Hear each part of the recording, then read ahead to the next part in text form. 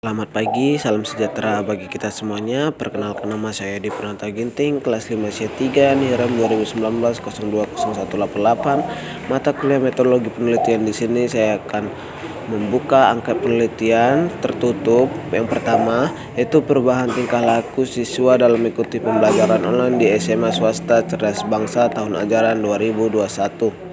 Petunjuk pengisian, pilihlah salah satu jawaban dengan melingkari atau menyilang jawaban yang Anda alami atau dan Anda lihat. Jawaban positif dengan berbobot sangat setuju, nilainya 5. Kita mulai saja. Soal pertama, soal angket tertutup tentang kepribadian siswa dalam mengikuti kuliah online. Pertanyaan pertama, siswa masih minim dalam berperilaku yang baik dan sopan terhadap guru maupun sesama teman dan lingkungan. Jawabannya setuju, karena masih banyak siswa yang masih belum memenuhi perilaku yang baik dan sopan terhadap guru ataupun sesama temannya. Pertanyaan kedua, cenderung memiliki sifat dewasa atau kekanak-kanakan dalam berperilaku, sehingga masih terdapat siswa yang lalai dalam tanggung jawabnya sebagai seorang siswa. Jawabannya sangat setuju, karena masih banyak siswa yang lalai akan tugasnya dalam sekolah.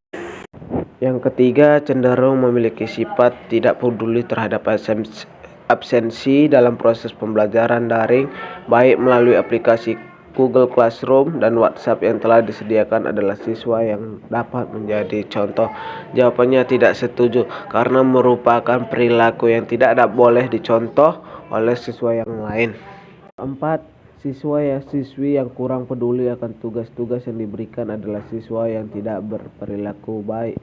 Jawabannya setuju, karena siswa yang baik adalah siswa yang mengerjakan tugas-tugasnya dengan baik.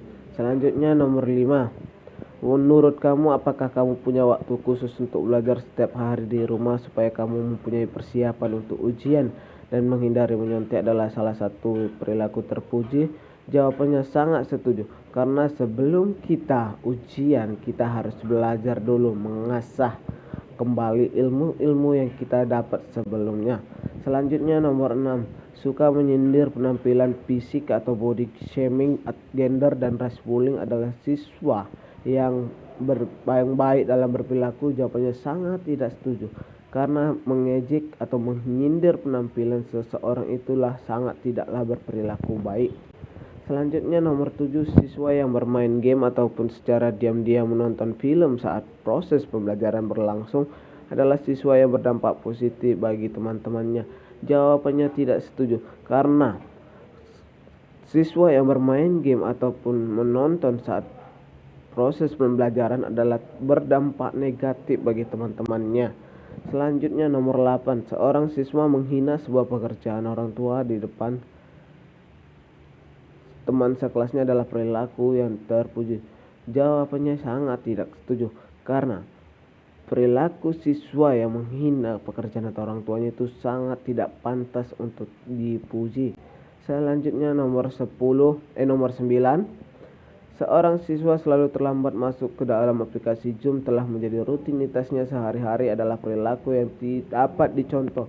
Jawabannya sangat tidak setuju, karena seorang siswa yang dapat dicontoh yaitu selalu tepat waktu dalam masuk ke dalam aplikasi Zoom dan tidak menjadi rutinitasnya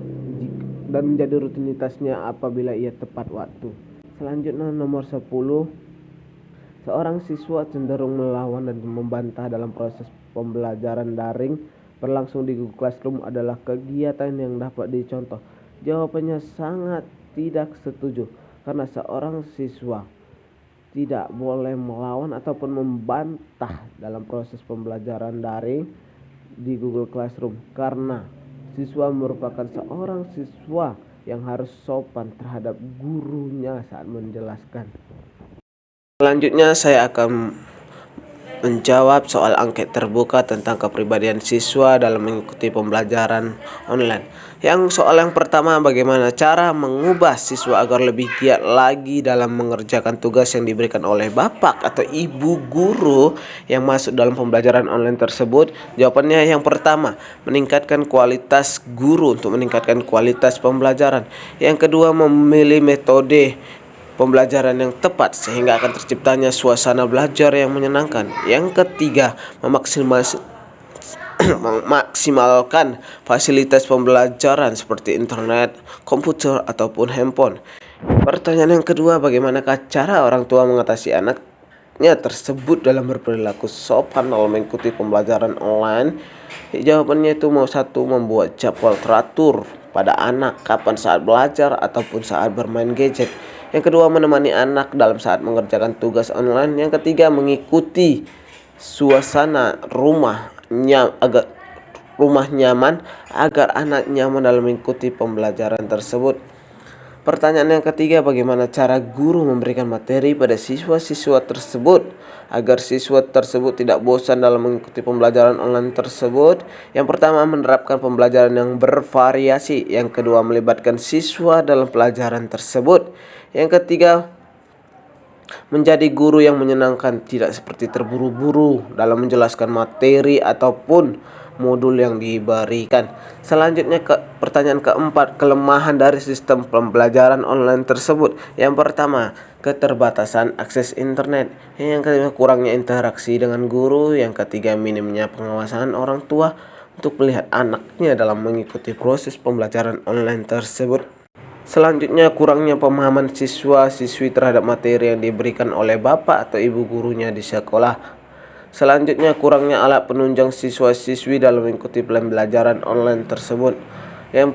Pertanyaan kelima, apakah kelebihan dari sistem pembelajaran online tersebut?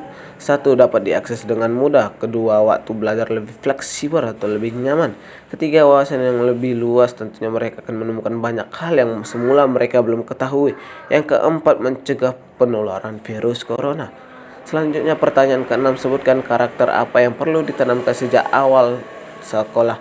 Yang pertama, karakter religius, yaitu menanamkan karakter adalah langkah awal menumbuhkan sikap, sifat, dan perilaku keberagaman pada masa perkembangan. Yang kedua, cinta kebersihan dan lingkungan. Yang ketiga, sikap jujur kepada guru dan orang tua. Yang terakhir, sikap peduli terhadap guru, orang tua, dan teman-teman. Selanjutnya, pertanyaan yang ketujuh, sebutkan manfaat sistem pembelajaran online tersebut. Satu, kapasitas belajarnya lebih banyak. Kedua, membantu menjaga perilaku disiplin. Ketiga, menjaga otak tetap berkembang.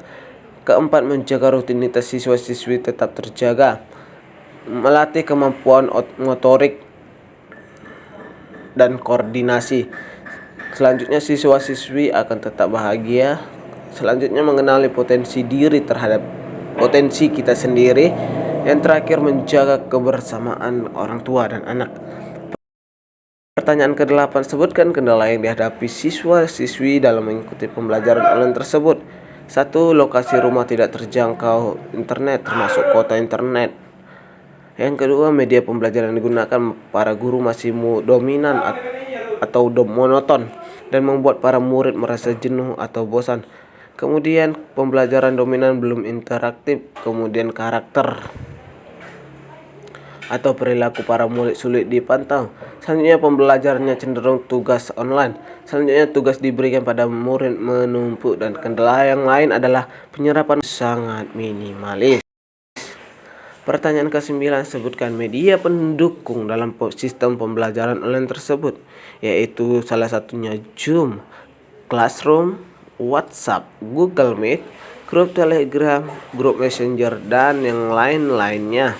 Pertanyaan terakhir, sebutkan ciri-ciri siswa yang tidak baik dalam mengikuti pembelajaran online tersebut, yaitu yang pertama, bermain game online saat pembelajaran online, tidur saat guru menjelaskan di Zoom, makan di saat guru menjelaskan materi, mengobrol dengan teman saat guru menjelaskan materi, dan terakhir, terlambat masuk atau mengikuti pembelajaran online tersebut. Berikut ini saya akan memberikan data-data yang menjawab pertanyaan atau hasil jawaban dari semua orang dan nilai-nilai yang diperoleh.